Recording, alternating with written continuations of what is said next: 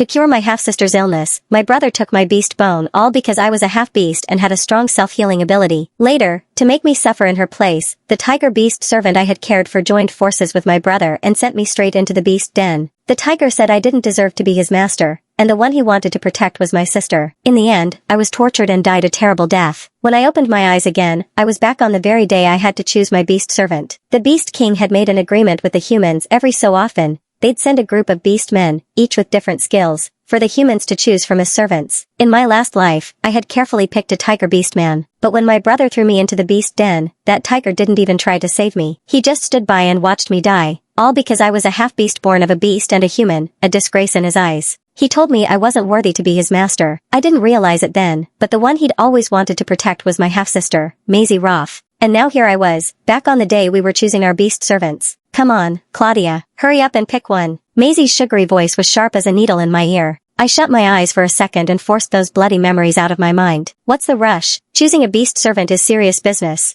You can't just do it on a whim, I replied coldly, my eyes scanning the line of beast men in front of me. Blair, the tiger that had abandoned me in my past life, stood among them, looking tall and muscular. The moment our eyes met, he quickly looked away. I knew what that meant. He was scared I'd choose him again. In my past life, I had thought he was just shy. I gave a bitter smile and looked away, my gaze landing on a scruffy gray fox crouched in the corner. He was skinny and dirty, with tangled fur, nothing like the fierce, majestic beast men beside him. Honestly, he looked pathetic. But for some reason, seeing him like that made me think of myself from the last life. This one, I said firmly, pointing at the gray fox. What? Maisie gasped. Are you serious? That one? What's it even good for? My choice isn't your concern, I snapped before she could say more and walked straight over to the gray fox. He lifted his head, his cloudy eyes full of fear and unease. I crouched down and reached out, gently stroking his head. Don't be scared. From now on, we're partners. Maisie picked Blair, huge, powerful, and intimidating. She excitedly stroked his fur and showed him off to me. Look, isn't he amazing? If you like it, that's all that matters, I replied calmly. My voice didn't show the slightest emotion. Blair finally got what he wanted. Maisie was my half-sister, born of a different father. Unlike me, she was adored and cherished by everyone. Even my brother, Justin Roth, who shared both my parents, treated her like a treasure. Although he was also the son of a beast man, he had inherited everything from our human mother,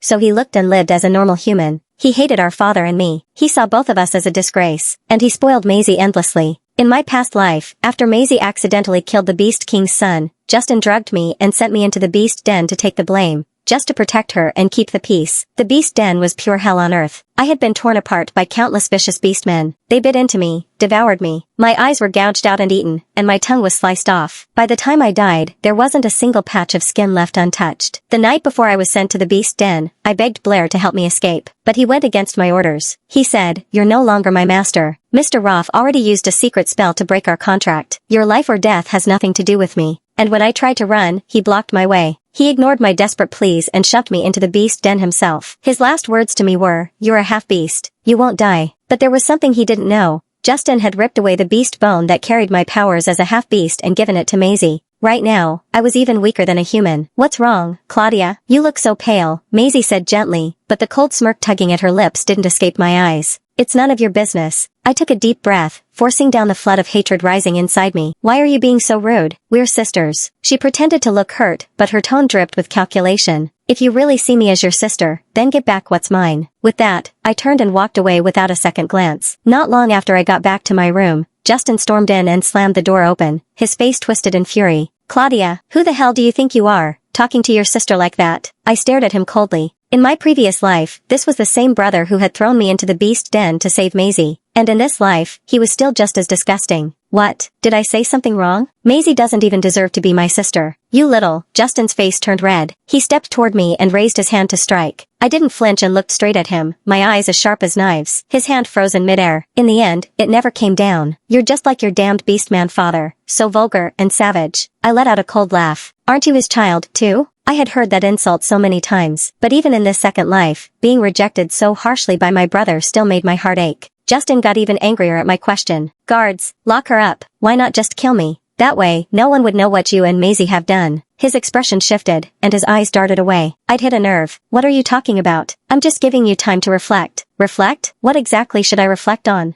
That I was born to a beastman father? Or that I dared to ask Maisie for what's rightfully mine?" I stepped toward him, my voice icy. In a flash, Justin slapped me hard across the face. I was already weak, and the force of it knocked me to the floor. Dusty had been napping on the bed. Hearing the noise, he jumped down and tried to bite Justin's hand. But how could a small fox take on a grown man? With one blow, Justin sent him flying across the room. Dusty hit the floor hard and let out a weak cry. Dusty, my heart dropped. He was still so fragile. There was no way he could take a hit like that. Justin stepped on my hand as I tried to crawl toward Dusty. Looking down at me with cold disdain, he spat, "As long as you behave, I'll let you and that thing live. But if you ever upset Maisie again, I'll kill him myself." 10 days later, they finally let me out, and I noticed right away that Dusty was gone. I searched the entire courtyard, calling out for him, but there was no sign of him anywhere. He never wandered off on his own. A sinking feeling settled in my chest. Something was wrong. Then, behind a rock formation, I spotted a small gray figure. Dusty. He was lying on the ground, covered in wounds and barely breathing. His body felt cold to the touch. I tried pouring my spiritual energy into him, desperate to save him, but it was like trying to fill a bottomless pit. No matter how hard I tried, it didn't work. Dusty died in my arms. His little body stiffened slowly as the warmth faded away.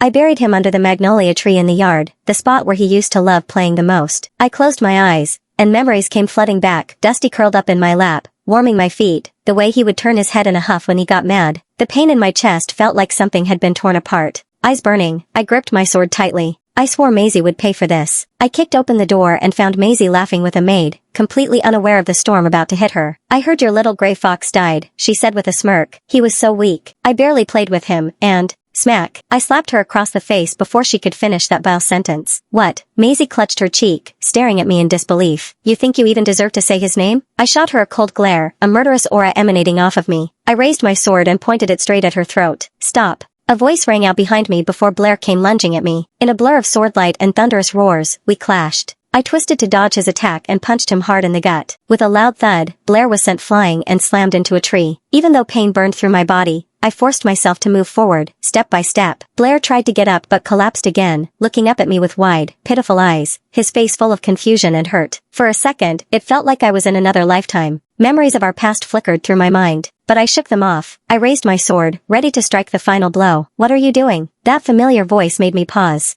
I turned and saw Justin rushing over with a group of guards behind him. "Justin!" Maisie cried, throwing herself into his arms like she'd just been saved from death itself. The second Justin saw her face, his expression darkened. He looked at Blair and asked, "What happened?" Blair glanced at me weakly, then lowered his head without saying a word. Justin's eyes flared with anger as he turned back to me, his voice ice cold. "You hurt Maisie?" I let out a bitter laugh and pointed at Maisie. "She killed Dusty. I'm just returning the favor." Justin stared at me for a long moment, and then he turned and carried Maisie away without another word. Back in my room, I treated my wounds and sat cross-legged on the bed to cultivate. I had to grow stronger, strong enough to protect myself and take revenge.